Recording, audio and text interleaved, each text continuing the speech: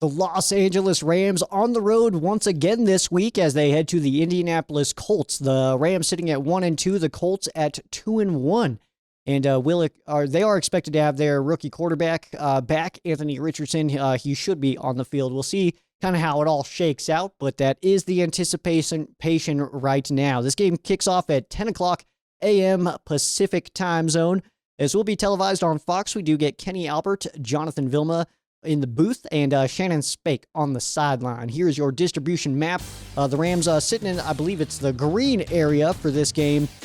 So if you are in that area, of course, you'll be checking out the LA Rams taking on the Colts this week. That is the green area indeed.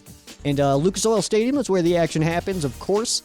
And if you are a bettor, the Rams sitting right now at plus 1.5, moneyline plus 102.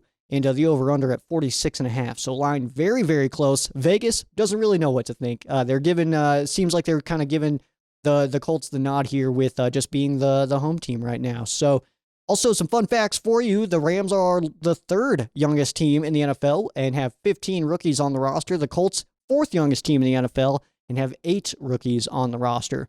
So for the Rams in this game, coming into week 4, we have a fan base of mixed emotions. Most of those emotions pretty negative right now. After that Bengals game on Monday Night Football, Rams fans not feeling super hot right now, but some fans are still feeling pretty good and see week 3 as a bit of a speed bump considering the first 2 weeks we were feeling great, leaving those 2 division games. But of course, like I said, some fans see week 3 as the true 2023 Los Angeles Rams, with weeks 1 and 2 being different simply because they were division games. Those are teams that we know pretty well. Of course, McVay versus Pete Carroll seems to have a lot of success in that realm. But then, of course, against Shanahan and the 49ers, Rams have struggled, but looked pretty good in that game. Got to be honest here. Week 2, Rams did look good. But is it because it's division game? So obviously we get another out of conference game this week. So another gauge to see exactly how we're feeling about it. This week, this tells us which camp is more accurate right now. So although it's, let's not lose sight though that it's still early season. We're going into week 4, so there's still so much action to happen as the season goes on, of course. But it's only week 4. This is still to the point where we're not even playing how the Rams are going to be. We don't even know the true Rams team yet. You gotta think that it takes like to week 5, 6, 7 until you really are who you are.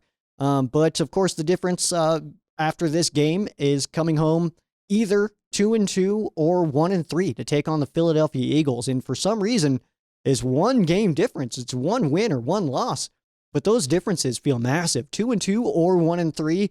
1-3 feels like you're climbing out of a hole. 2-2 feels like you can kind of take a breath and be like, okay, we're 500 right now. Let's kind of get it together and let's keep this rolling. But that's obviously just a massive difference. And you get the Philadelphia Eagles. So would you rather go into that game at 2-2 or 1-3? I think that's an easy question, but it's something that we are looking at here. Those are the 2 options that we have right now. And if we come back to play the Philadelphia Eagles at 1-3, a lot of confidence, going to be absolutely shot. It's already pretty low right now, but that will, I think, just absolutely kill it. So on one hand, the Rams could be viewed as a young, talented team that has some mistakes here and there, but it has cost them some games, but ultimately they're very talented. On the other hand, a 1-3 start would make the media and the fans feel like this season's probably slipping away and probably looking towards the offseason and seeing what guys need to stick around, what guys that maybe we need to move on from, all that stuff. And I know, I say this stuff not necessarily believing it, because even at 1-3, I don't feel like you're just done and that it's over. It's time to start looking at the offseason, because that's still a lot of football games to get played. And, I got game previews to do every single week, so I'm just going to keep on doing those, and we'll talk about the offseason when we get there, you know what I mean? No matter how the season goes, whether the Rams are kicking just all the butt cheeks or are getting absolutely wrecked, either way, I got game previews to do. We can worry about the offseason in the offseason, but either way. So, of course, getting these guys, like, we're in a situation right now where we have so many young guys, and we don't know who yet in certain areas is going to stick out. Like, we don't even know who Zach Evans is yet. Is he a guy that we need to get out on this field? I know I kind of go back to the whole, like, if the coaches aren't itching for guys to get on the field, there's no reason for the fans to, because They're in the meeting rooms, they're in the practices with them. We're not. We're just watching stuff at home, following on Twitter or X or whatever. And we're just kind of watching it unfold that way. But we're getting to the point where it's like, well, let's see. Let's see, even with that mindset, it's like, well, but we don't know that. Show us then. Like, show us what Zach Evans can do, because maybe it's awesome. Maybe it's not, but maybe it's awesome. So the response from last week, I think it's worth watching how the Rams do go from that Bengals game into this game here. I think it's going to be important to see just the vibe of them and see from the team's perspective, the coaching staff as well as the players, how they feel about this season now, is sitting at 1-2, outscoring your opponents 69-62, but sitting at 1-2. I think that how the team plays is going to be very telling to us, and how the coaching staff and just the energy of this team, I think, is going to tell us a lot as far as fans go, of like whether we should start to kind of, see like, okay, well, what are we going to do this offseason? Or if it's like, is this a playoff team? This is one of those games that we kind of get to see how they respond to that adversity, which obviously is a pretty good thing. So either way, whether this team wins or loses, we should get a gauge on at least the vibe inside of the building.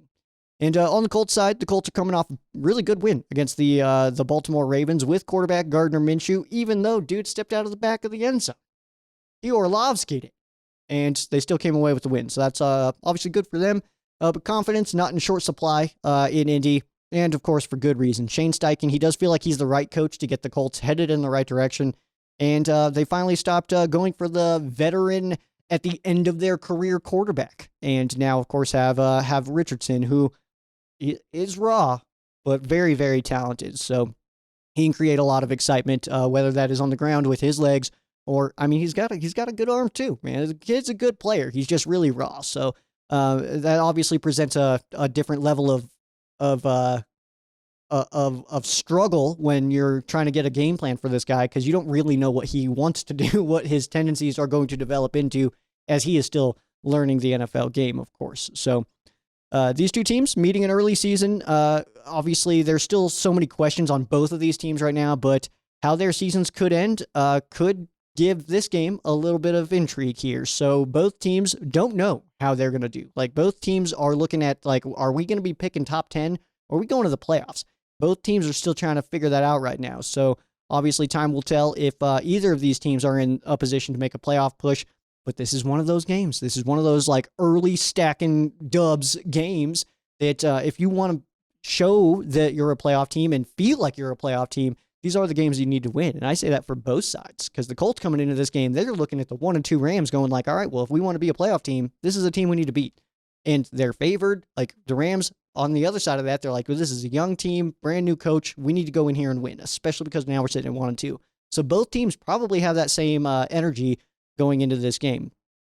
But it feels like this game, they should, both teams probably feel like they should win this game, is kind of what I'm getting at here. And maybe a slow start for either of these teams could kind of derail that, especially considering the youth. Like I'd said that Rams' third youngest team, Colts' fourth youngest team, getting off to a rough start could just completely mentally derail your entire football team.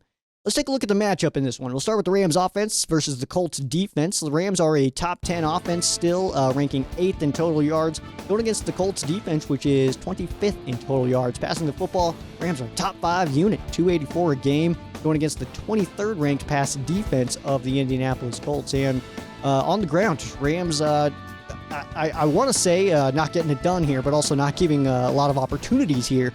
26th in the NFL, going against the 16th ranked run defense in the Colts.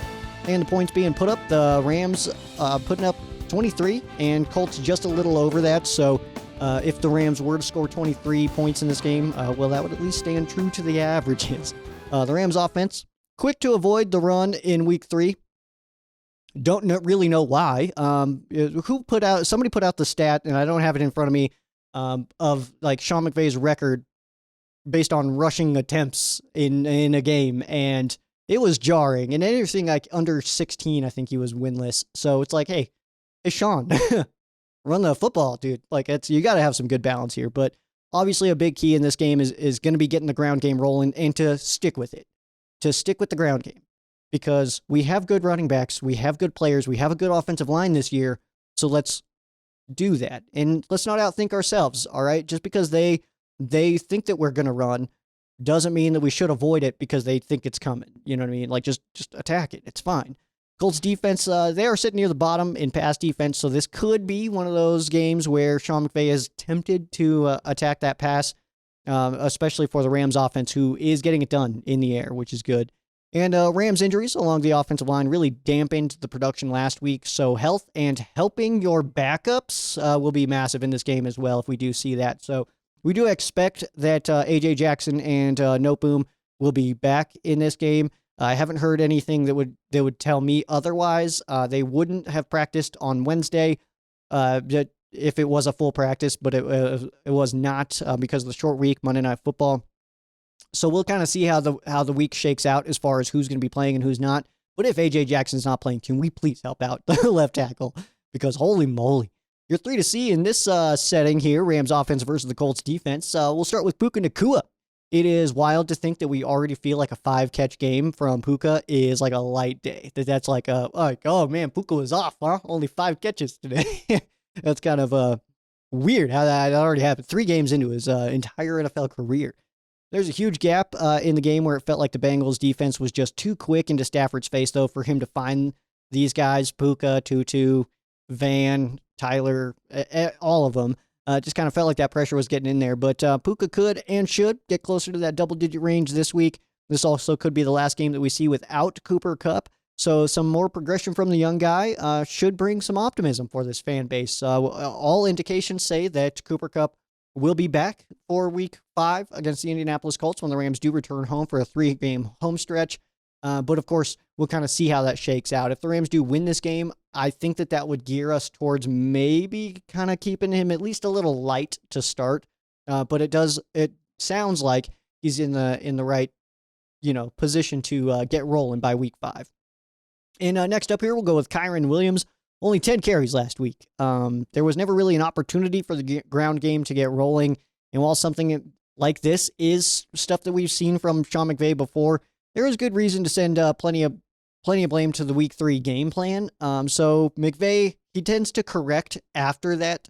We tend to see that out of Sean McVay, that after he has a game like this, that he kind of like resets a little bit and goes in for it. And then we kind of see that corrected as far as the game planning goes. So we should see the run game be a little bit more of a focus this week, which obviously we would hope so. Based on last week, 10 carries for your RB1, that just can't happen. Like I will defend Sean McVay forever, but that kind of stuff just can't happen. It's just not winning football. And then my last of the 3 to see here, Rams offense, Colts defense, is going to be Tyler Higbee. After a game in primetime that felt like the offense just had little to no rhythm, a veteran leader like Higbee, he's in a position to have a good day. And Higbee, he's the receiving leader on the field while Kupp is still sidelined. And we just haven't had that game yet where Higbee feels like he's that safety blanket for Matthew Stafford. So I'm kind of waiting for that to happen. Higbee or Jefferson should take that leader role going into week 4. But Higbee does feel like he might be in a little bit better position to take on that leadership role entering this game than Van Jefferson. I don't know what's going on necessarily with Van Jefferson. I don't exactly think that he just like sucks now or anything. I like Van Jefferson. I just don't think he's really being involved in the game plans right now. So I think that's kind of, it has to be considered, obviously, but I think that if we're looking at this game right now, this team going into week 4 at this point in time, I think that Higbee's just in a better position to kind of be that guy in that grouping and just be like, no, we can go out and do this, man, because he's been around a long time. Obviously, he was part of that 2016 draft class. As soon as the Rams moved back, he was in that first class there. Let's flip it over to the other side here. We got the Colts offense going against the Rams defense. So the Colts offense sitting at 20th in the NFL, 335 a game. Definitely not a bad outing, but 20th, obviously they're sitting closer to the bottom than they are the top. The Rams defense, a top 10 unit, sitting at 7th in the NFL in total yards given up passing the football.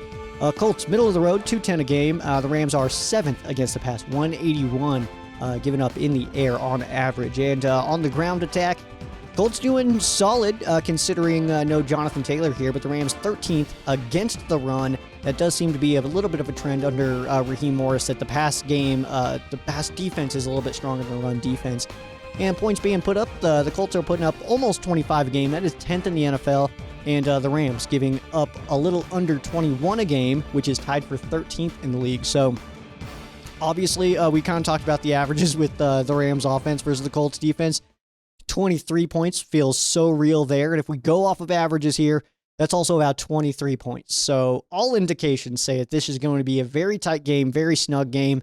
And the line being at just plus 1.5 for the Rams, I don't know if I'm really like itching to put some dollar bills on this right now. So it's just too snug for me right now. We'll kind of see how I feel as the week goes on. But either way, so the Rams defense still a top unit. They're playing really, really well right now. Even with the emergence of that Bengals offense, only gave up 19 points. Like Jamar Chase went off. Like the Bengals offense is being like their conversation this week in the media. 19 points. That's still pretty solid here. So Bengals, they were moving the ball. They were converting on third, but the Rams, they just were giving up the field goals, not giving up the touchdowns. But this week, of course, I mean, you can't just rely on Matt Gay missing field goals. We know how automatic that dude is. You know what I mean? So obviously, if we're going to be giving up field goals again, we feel good at least that Matt Gay is going to be booting them in, which is unfortunate. But as long as we can hold to like one or no touchdowns, obviously, then I do feel good about this game. But obviously, there's so many moving pieces of it. Colts may get rookie Anthony Richardson back, but if not, Gardner Minshew will get the start. So we could see some Minshew mania if Richardson's still not feeling good. But he, from what I've seen, it does feel like he will be back in this game. And the Rams were able to get their first turnover of the year. Let's see if that kind of starts a wave. So obviously, Akello Witherspoon, what a pick, by the way. Holy moly, that was such a sick play. Just kind of stole it from him. Like we were kind of like when we were watching the game, and the way that he kind of just like grabbed it and fell down. I didn't even like really catch it at first, and then like nobody caught it, and then I was like pick, and then no one else reacted yet, and then it was like, oh wait a second. So that was kind of fun. That was a great play by Akello. Holy moly, what a play by Akello. That shouldn't have been a pick. I know that much, but he made it one. So hopefully that is something that kind of kicks off the wave of turnovers. We know that turnovers are one of those stats that kind of tends to come in waves. They kind of come in floods.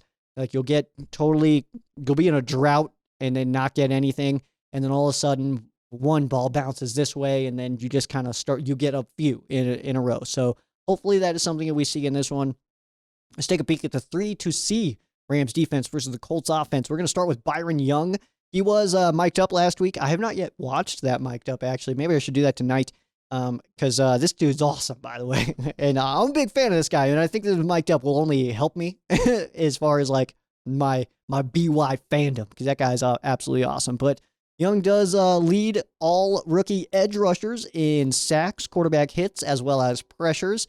And he has taken advantage of his opportunities, which is really good to see. He's got that motor that should give fans optimism that this isn't just some sort of short-term flash. So as long as that effort level continues, that he's getting after it like that, then he should just continue to get better. So he's had a few situations where he's needed some help to get a guy to the ground. But I mean, the way that he attacks plays, it definitely jumps off the screen. There's just a few times where it's like, dude, just finish the play. get him down. What are you doing? But either way, Byron Young, obviously, he's played 3 NFL games. So he's heading in the right direction for sure. Seems like the Rams have a guy who's going to be able to get after quarterbacks for years to come, which is really good.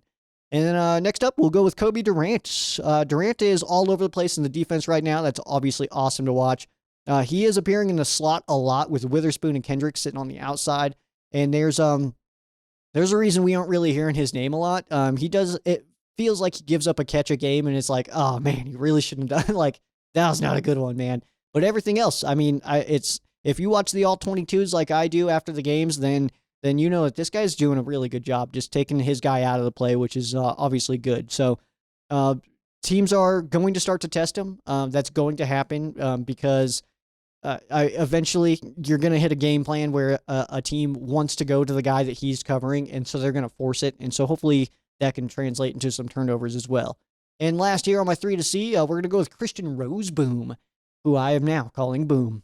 Hell yeah. Note Boom and Roseboom can both be Boom. Okay, so, but Boom, he seems to be at the end of just about every single play. If you're watching the games like I am, you see that hair just like it's flying around. It's at the end of every play, which is incredible. I absolutely love it. So his motor, it's exactly what we need from what we need and what we want from a guy who was on special teams and now is a starter. That's exactly the process you want to see, and you want to see that chase, that hunger continue, which it does look like Roseboom does have. In just 3 games, he appears to be getting better every single week, and I'm looking for that progress to continue this week, of course.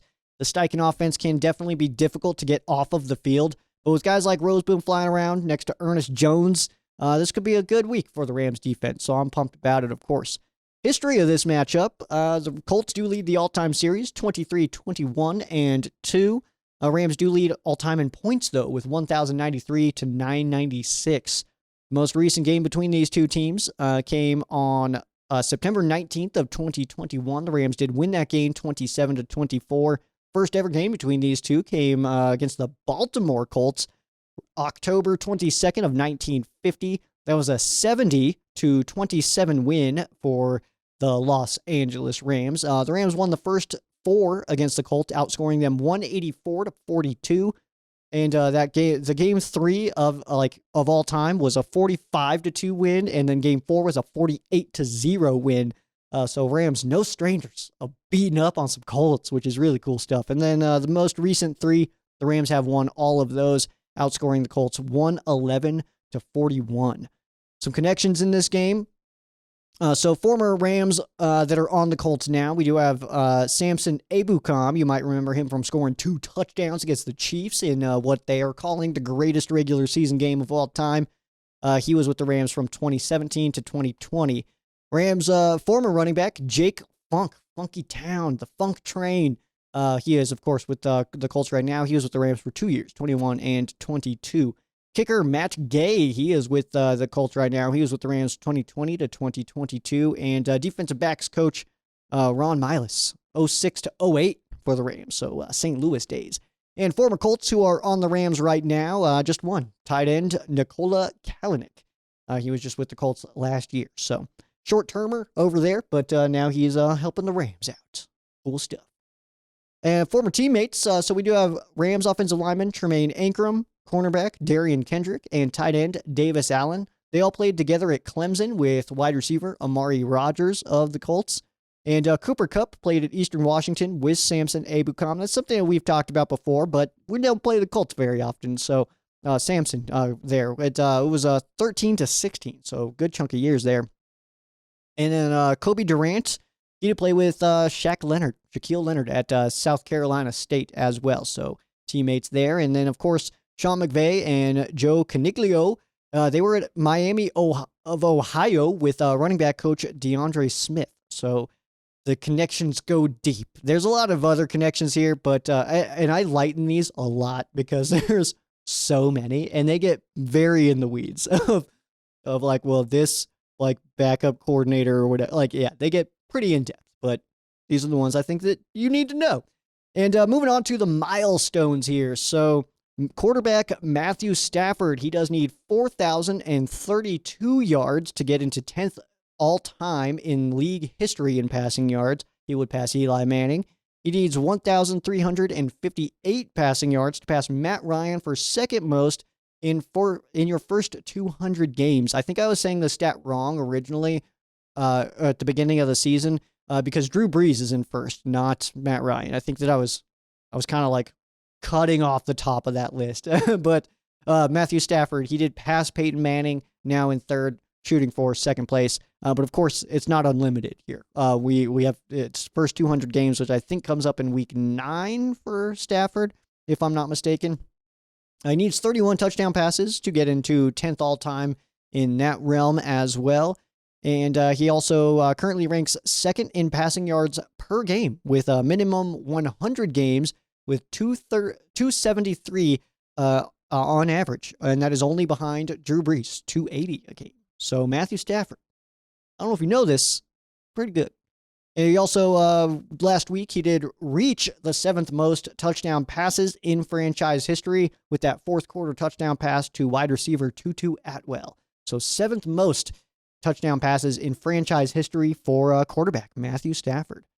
Tyler Higbee, he does need 51 receptions to pass Robert Woods for 8th all-time in franchise history, and 2 touchdowns to pass Preston Denard to get into top 10 in touchdown receptions in franchise history. Again, he does lead that stat as far as tight ends go, but could reach the top 10 in overall players with 2 more touchdowns.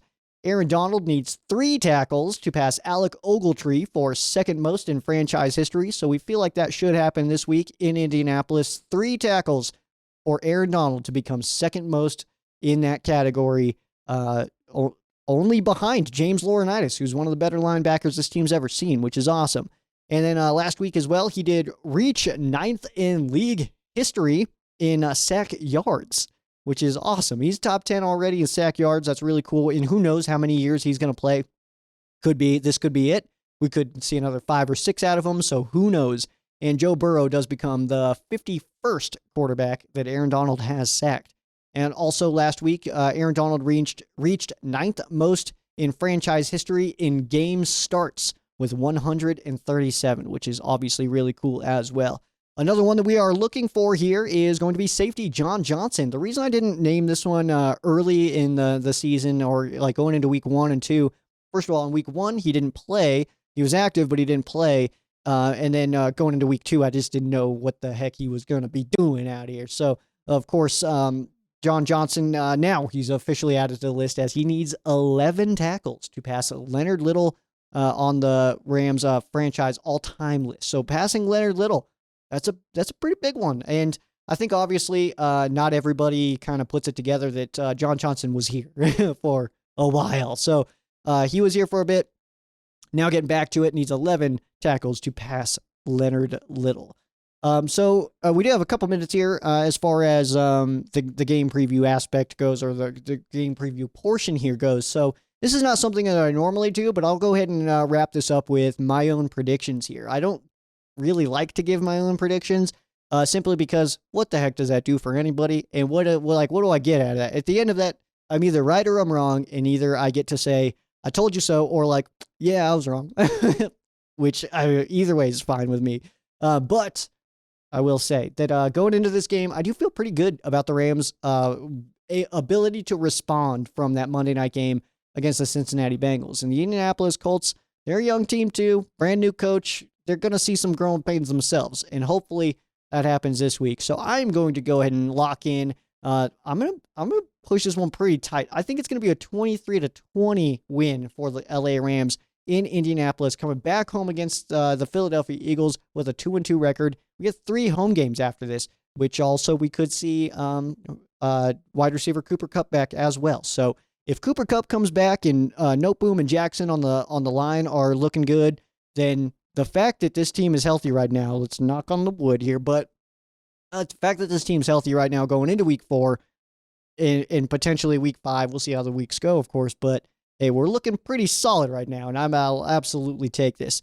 And before we move on to the fan quesos here, Ram Showcase t-shirts.